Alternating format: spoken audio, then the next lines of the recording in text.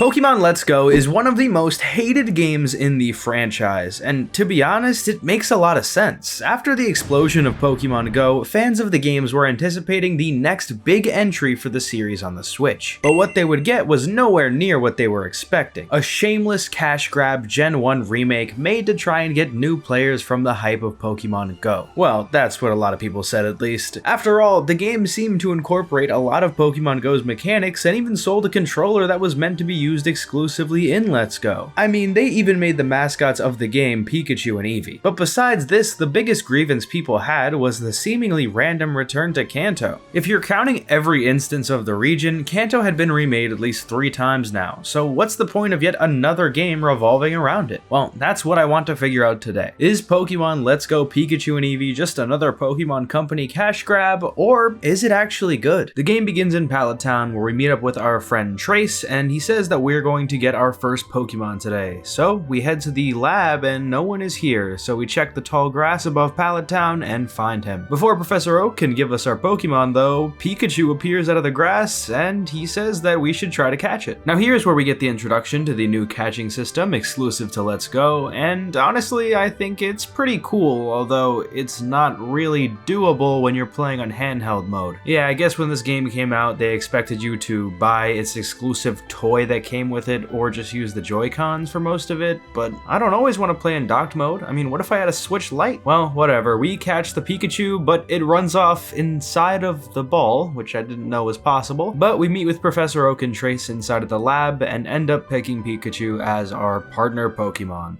Now we can head out and make our way into Viridian City. Now, of course, if you've ever played Kanto before, you know that there is always a parcel you have to get from the Pokemart and bring it back to Professor Oak. This time, though, they actually let you teleport back to the lab without walking, so that's really nice. Good little quality of life change, I guess. I mean, there's no wild encounters in this game, so it's not like it's a big deal that we have to walk through the grass again, but whatever. I guess it's good. Back at the lab, we give Professor Oak his package, and then Trace asks to battle us. Of course, he gets the Eevee, which is in the other version of the game, and we have a battle, but it is no challenge at all, and we can head out and start our journey for real. Back in Viridian City, there is nothing for us to do here exactly because the gym, well, it's closed. So we head to the left, have another battle with Trace, who's caught a Pidgey, who gets destroyed by Pikachu as well. And, well, the only place we can go now is north. Of course, throughout this time, I've been catching as many Pokemon as I can because, well, you'll see later why we need to. Now in Viridian Forest, we get our first experience with a lot of different trainers, and I soon learned that the best way to get EXP for your Pokemon is not really in battle. In fact, I would say a lot of these battles felt completely useless compared to the amount of EXP you would get from just catching Pokemon. So making it through Viridian Forest is honestly a lot easier than the originals because there's no wild encounters, but we run through and destroy every single trainer with ease and make it into Pewter City. Now there is a little bit for us to explore here, but we really just want to go challenge the gym leader Brock. Of course, being a rock type, that should be a challenge for our Pikachu. Although, with us being pretty well leveled and having one move called Double Kick, I don't think this is really going to be a challenge at all. And indeed, despite having Geodude and Onix, our Pikachu stays alive through it all and uses Double Kick a bunch of times, taking down Brock and getting us our first gym badge. Outside the gym, we meet... Oh, hello, Blue. Yeah, so I guess Blue is in this game. Maybe this takes place in an alternate timeline or something? Maybe this is the future? I don't know. With our first gym badge, we can now head to the right of Pewter City, and here we meet one of the most interesting mechanics in this game. It's actually hard battles. Yeah, as bad of a reputation as this game has for its difficulty, which may or may not be true, it does have one mechanic that is meant to challenge you called the coach trainers. These typically will have stronger Pokemon, although they're not super difficult either. Well, I'm still gonna do them all because they do give nice rewards. Well, aside from this route has a lot of battles, and unfortunately they feel really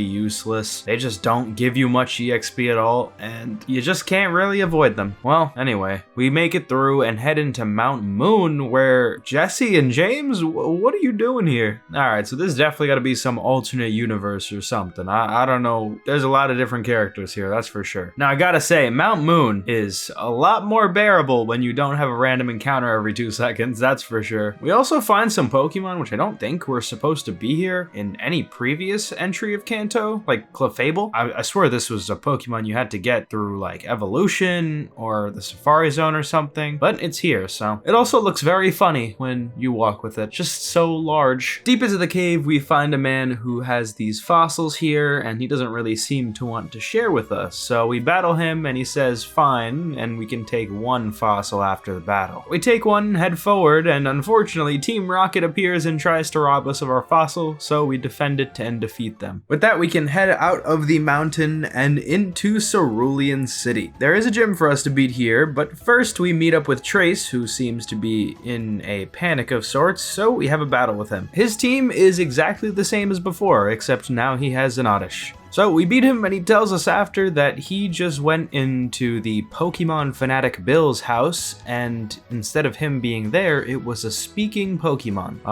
Alright, well, I kinda wanna see that. But first, we have to cross this bridge and defeat the Team Rocket member at the end. There's also a lot of trainers on this upcoming route. I really don't understand why there are so many. It's not like they really have a purpose, because they barely give you XP, but whatever. We beat them all, and we make it to Bill's house, and he has turned himself into a Pokemon. I mean, they gave him a whole cutscene here too. Well, regardless, after talking to him, he gives us SS tickets that we're gonna need later on, and now we're ready to take on the gym leader, Misty. I'm sure you could predict how this battle is gonna go. Misty has a Psyduck and Starmie, but we are able to easily take them both down with Pikachu, except, well, we technically lost our Pikachu. I didn't know Scald would do that much damage, but regardless, it was one shot anyway, and we had our Pidgey take it out. Kind of funny how Brock didn't take down our Pikachu's health much at all, but Misty did. Anyway, we get our second gym badge. Now we can leave Cerulean City and head south, and at the end, we meet Trace, and apparently this gate to Vermilion City is blocked off, so we have to go through this underground tunnel, and when we make it to the end of it, there is a lot of trainers to beat, and a lot of Pokemon to catch as well, so I do that. In Vermilion City, though, there is a guy that we can talk to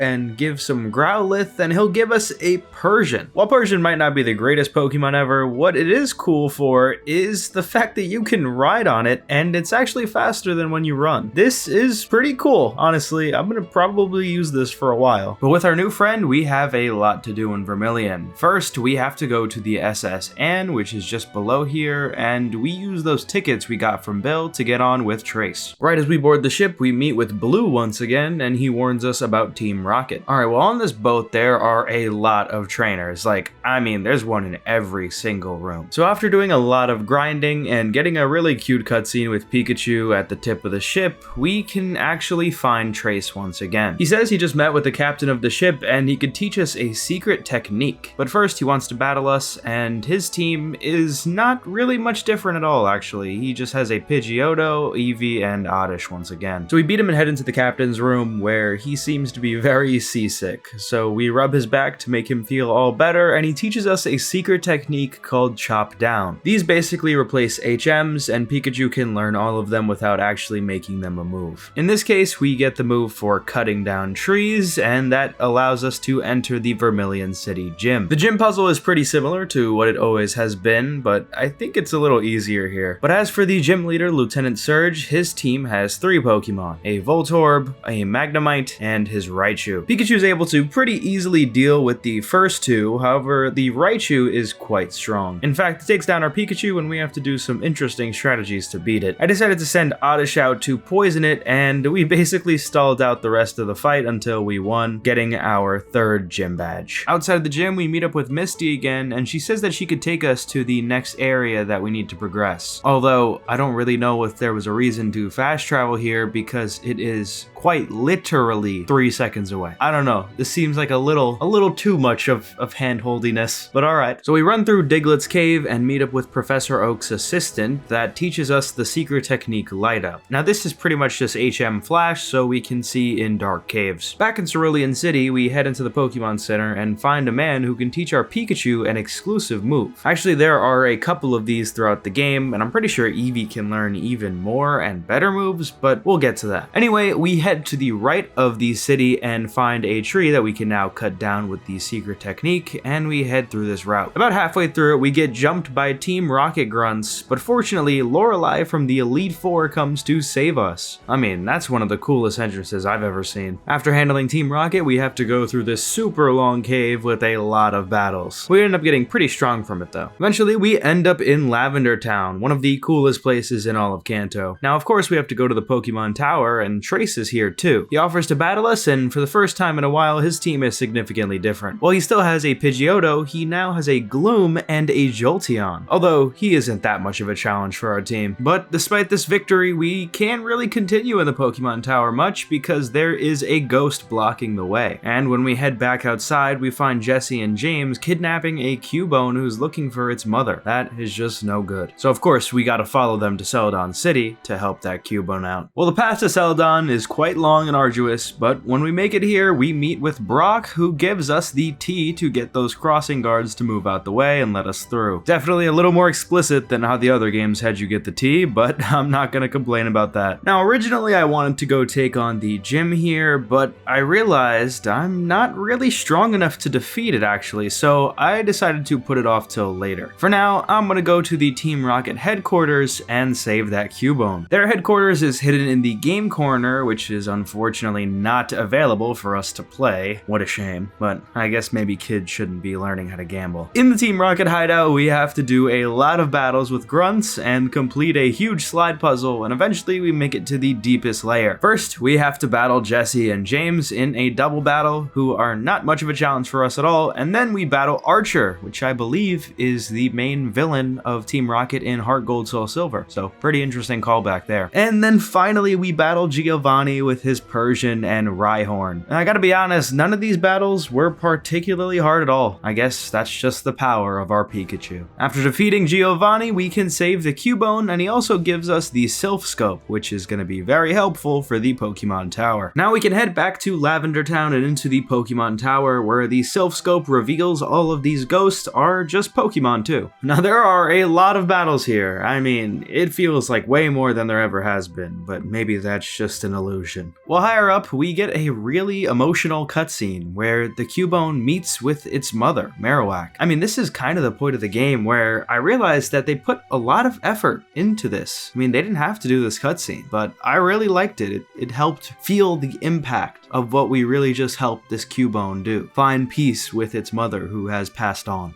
Regardless, at the top floor, we find Jessie and James trying to harass Mr. Fuji here to help Team Rocket. We easily take care of them though and save Mr. Fuji, and when we leave the Pokemon Tower, he gives us the Pokeflute, which can help us move those huge Snorlaxes that we know are at 2 points of this map. Now with this, the region is pretty much completely open to us, which is of course nice, but I'm not even sure of what to do next, so I decided to go clear out the Snorlax, which is to the south of Lavender Town. In fact, this is going to be our second permanent party member. I know it's kind of crazy we haven't caught another permanent party member by now, but I have a plan, just trust me. And just past this Snorlax and a long route ahead, we can make it into Fuchsia City where there is a gym. And while we aren't going to take it on quite yet, there is also the Safari Zone, or maybe there isn't. This is called the Go Park. I think this is like some way to promote Pokemon Go usage in this game. I don't know. I kind of just want the Safari Zone. I don't know why they got rid of it. Yeah, I'm not pleased about this. Anyway, somewhere else in Fuchsia City, we find Jessie and James complaining about how they suck, and they give us a pair of gold teeth. Alright, well, I guess we find the guy who needs the gold teeth, and he teaches us the equivalent to HM Strength. Yep, that's pretty much all of Fuchsia City right now until we come back for the gym. I also have to mention that for these gyms, there are like certain requirements. Most of them are just naturally taken care of, but I think there's one where you have to catch a certain amount of Pokemon or something. I don't remember, to be honest with you, because they weren't hard to achieve. Now, I do want to go do something which is very important to our team. So around the region, we have been passing people that were offering the Gen 1 starters up to us, but we had to have caught a certain amount of unique Pokemon types. So that's pretty much what my next hour and a half was dedicated to, just finding new Pokemon and evolving ones we already had, all for the dream of getting a Charmander, Bulbasaur, and Squirtle. And of course, we did just that, and those are our next 3 permanent party members. Could you guess what kind of team I'm building? You know, now that we made it pretty far in this game, I have to say, I'm having a great time, and I hope you're enjoying this video just as much too. And if you are, it'd be so cool if you could subscribe to the channel. It's free and the best way to support me. Also, wouldn't it be cool to say that you were one of my first 10,000 subscribers? Alright, our next goal is to head to Saffron City and save the Silphco building from Team Rocket. We actually meet Blue and Trace here, and we come up with a plan to take down Team Rocket for good. But first, Blue wants to battle us, and he has an Executor and a Charizard, which honestly almost beat us because he's kinda high level. And considering most of our team are just first stage evolutions, we were cut out for a difficult battle. In fact, we only won because Persian was able to use Fake Out of all moves to beat the Charizard. Never thought that Fake Out would come in handy like this, but thank you, Persian. Alright, this upcoming segment is a incredibly long dungeon. I mean, the Silphco building is one of the longest dungeons I think I've played in any game ever. Like,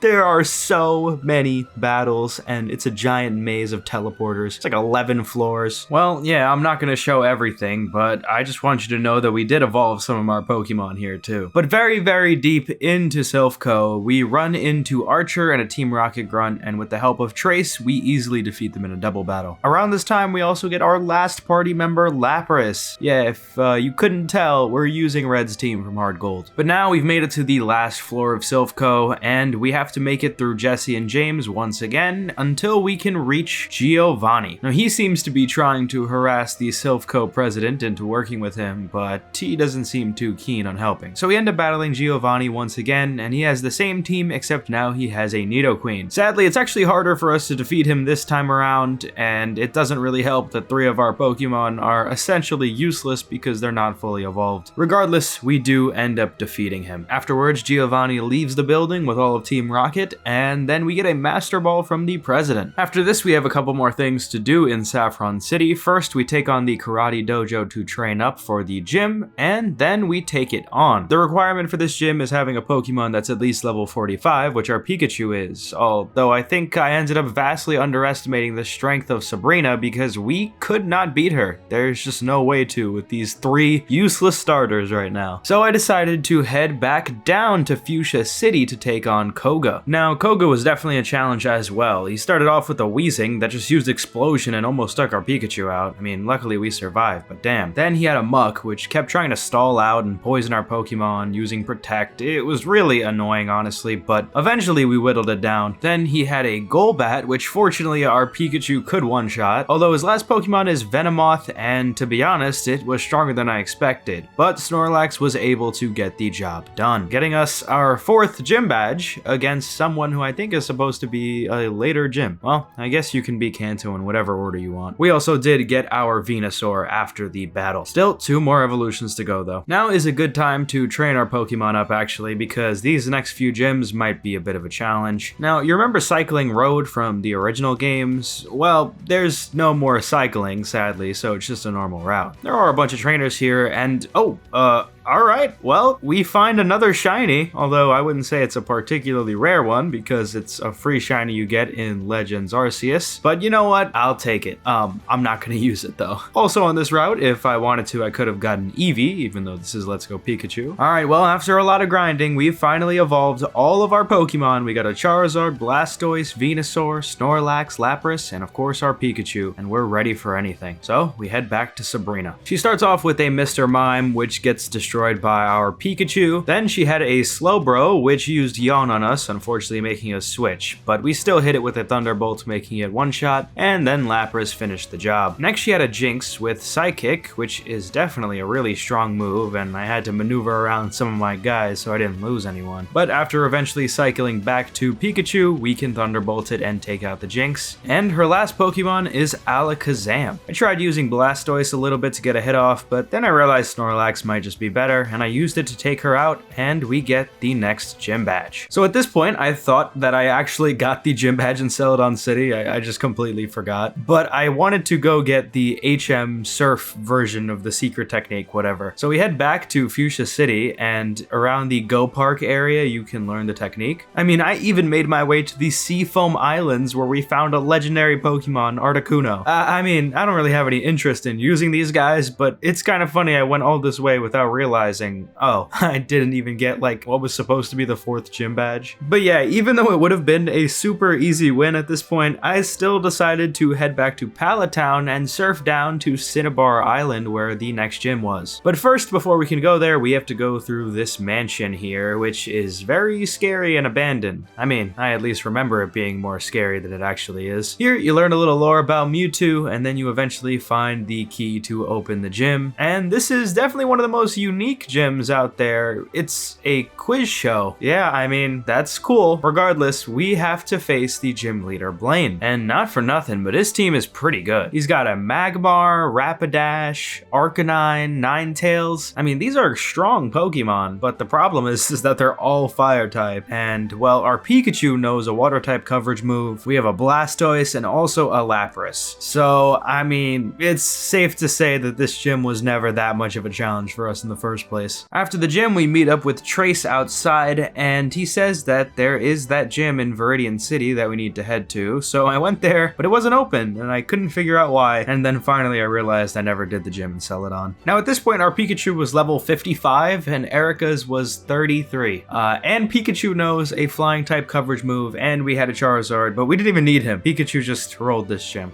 Well, we got our 7th gym badge. Alright, now for the grand finale, the 8th gym in Viridian City. But as we arrive here, it's still locked, so we decide with Trace to head back to Professor Oak to see if he knows anything. We find Blue here, which by the way is Professor Oak's grandson. Then they give us the Mega Stones for Charizard, Blastoise, and Venusaur. I did not know this was in this game. I mean, that is pretty awesome. Well, we asked for Blue's help in getting the gym open, so we should be heading there now. Oh, but we get a little cutscene outside of the lab where Pikachu looks at some flowers. That's pretty cute. Alright, let's go to the gym. And guess who's the gym leader? Giovanni once again. This time he has a Dugtrio, a Rhydon, a Nidoking, and a Nidoqueen. We started off with Lapras, but ultimately switched into Blastoise and completely destroyed his team with Mega Evolution. And with that, we get our 8th gym badge, and we're ready for the Pokemon League. Outside the gym, we have one last talk with Blue, and then we head for the Pokemon League. But right before we can go to the badge gates, we have a battle with Trace. Now his team has changed quite a bit. He has a Pidgeot, Vileplume, Jolteon, and Marowak. So first we sent out Lapras, who is able to hit a Thunderbolt on the Pidgeot, but he switches out, and so do we. Now he has a Vileplume, while we have a Charizard, so we do Mega Evolution and one-shot it. Next he has a Jolteon, which can one-shot our Charizard. Damn. Well, with the help of Snorlax, we can knock out Jolteon, and then finally, for the Marowak, we send Venusaur out, and it one-shots it too. Gotta say, his team was pretty good there, but we are just better. I mean, I don't know how he expects to beat the Elite Four with 4 Pokemon though. Alright, now it's time to head through the badge gates and into Victory Road. This Victory Road is not the longest ever. There's just a few push puzzles you gotta do with these blocks, and then we make it out, and we've made it. After all this journey, me and my Pikachu, finally at the Elite Four. Our first battle is against Lorelei, who we met earlier in the game, and damn, she is still very cool with that Lapras. Honestly though, I think our Pikachu is gonna dominate this fight. She starts off with a Dugong, and while it does do some pretty good damage to our Pikachu, we do manage to take it out. Next, she was gonna send out Jinx, so we have Charizard come out and Mega Evolve and take it down. Next up, she had Cloyster, and of course, that gets destroyed by Pikachu along with Lapras. And her last Pokemon is Slowbro, and I gotta say, for being an Ice-type trainer, she really does have a lot of Water types. I guess having a full Ice-type team wouldn't be practical in Gen 1, would it? Well, Pikachu almost takes it down, but we have to use Venusaur to clean up. Next is Bruno, who starts off with Onix, which Pikachu is able to completely destroy. Then he has Machamp, which Pikachu also completely destroys. I mean, this guy is a beast. But finally, Pikachu is taken down by his 3rd Pokemon, Poliwrath. So we have Venusaur come out there and clean up once again. Then for his last 2 Pokemon, I had Charizard Mega Evolve into its X form because it looks awesome. And he takes down Hitmonlee and Hitmonchan. Alright, now now time to face Agatha. Gotta be honest, I had a pretty bad start to this battle. I just really couldn't figure out what to do. She is a poison type trainer, and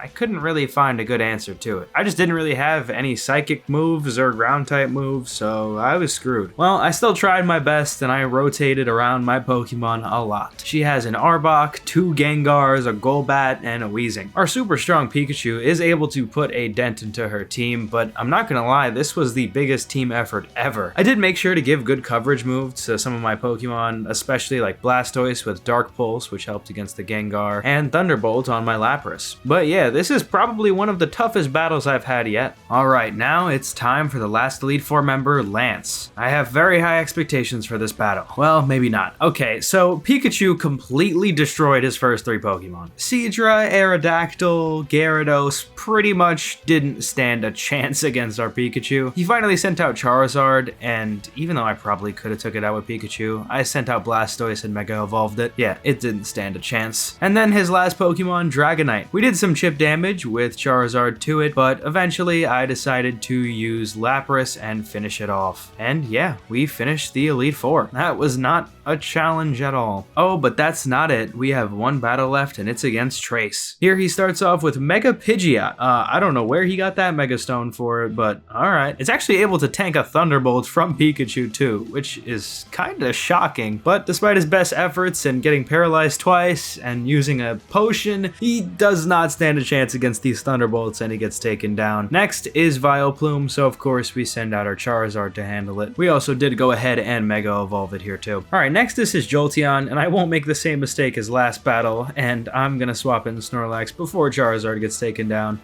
Sadly though, our Snorlax seemed to be struggling a bit with getting paralyzed, and Jolteon completely destroys it. Yeah, that's not a good look for you, Snorlax. I thought I could have Pikachu out here and overpower it, but he just healed again. Like, bro, come on. So I sent out Venusaur to handle the Thunder and chip down the Jolteon. Next, he had a Rapidash, so I decided to have Blastoise come out and surf it until we knocked it out. So he sends out Slowbro next, and then we have Pikachu come out and Thunderbolt it. Unfortunately, it survives and, well, almost kills us, but we hang on due to friendship. You know how much I hate that. Anyway, he heals once again. I mean, that's like 3 times in one battle. Dude, you are so cheap. But yeah, we have Pikachu Thunderbolted once again, leaving his final Pokemon, Marowak. Yeah, we actually paralyzed it with Pikachu's water type move because it has that ability to. And then we defeat Trace. Professor Oak congratulates us on our battle and our journey as a whole, and we become the Pokemon champion. Now, as for the post game, there is a couple things to do, but I really did not want to spend all that time doing it. Really, it's a Mewtwo battle, which I'm not really strong enough to do in the first place. Like, he's really high level. Obviously, you can catch the legendary birds, but you could do that in the main game anyway. And lastly, there's this red battle you can unlock after defeating a few of these special trainers. After playing Let's Go Pikachu, I can say that I am definitely shocked. I'm not gonna lie, this is one of those games that you really don't have high expectations for going into it. It's a pretty simple looking game on the surface, and the concept is painfully redundant. But you know what? I liked it. There is a ton about it to go over, and I want to start with the negative actually. Mostly because there isn't much. First, this catching mechanic is fine, but if you want to play the game in handheld mode, it's super annoying. When you play with the Joy-Cons, you're able to do some crazy throwing techniques that give you some bonuses like increased EXP, but on handheld, you just press a button and you can't do any of the unique throws. Also, in battle, your starter is able to use a signature move, but only if you are using the Joy-Cons,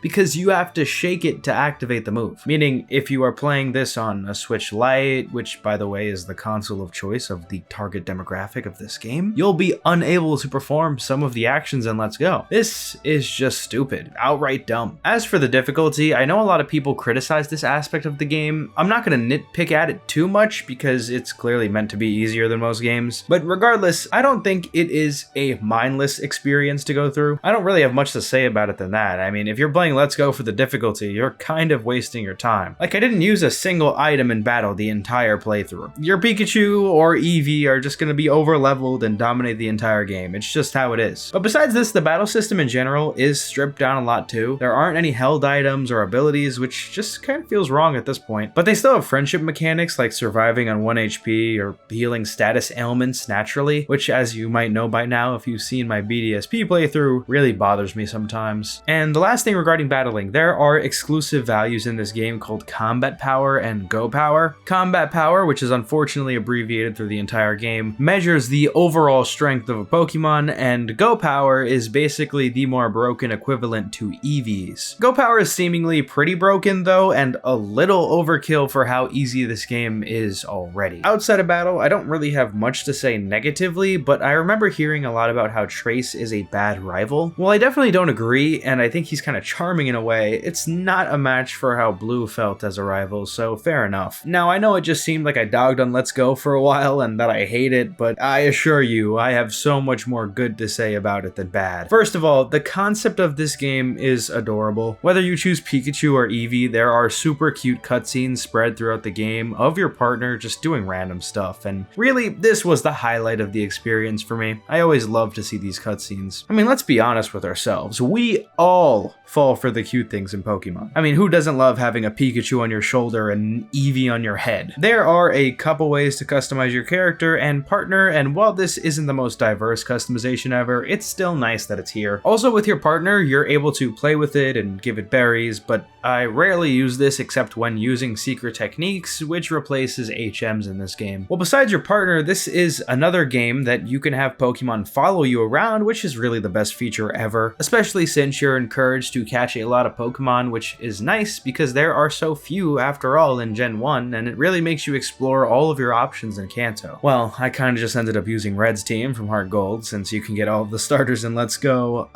but if I wanted to, I could have made a super diverse roster. Another thing I really liked in Let's Go was the music. I mean, all of these songs are pretty much the definitive versions of Kanto's OST. Maybe that's a hot take, but that's my current belief. The graphics, well, they're okay. I mean, I wasn't expecting much, but it looks solid and it runs smoothly, so that's all I can really ask for at this point. So, are Pokemon Let's Go Pikachu and Eevee actually good? Surprisingly, I think they're good for any fan of the games who are looking for a chill experience without any glaring flaws. Sure, the game can be a little bit annoying with the catching mechanics and whatnot, but I ended up not being bothered by it after a while, and realistically, if I played through it with Joy-Cons instead, that wouldn't have been an issue in the first place. This is probably the definition of a great first Pokemon game, and I'm not surprised if this introduced a ton of kids and even babies to the games. I'm not sure where I would rank it relative to the other games I played, but it was a great time to go through. Anyway, after paying a visit to the oldest region in Pokemon, it's time to head to one of the newest, in one of the most controversial games in not only Pokemon, but the entirety of gaming. If you made it this far in the video, that means you must really like the sound of my voice, and if you do, I recommend you check out my channel memberships where I'll be posting a lot of exclusive content and you get to watch these videos a day early. Alright, thanks for watching.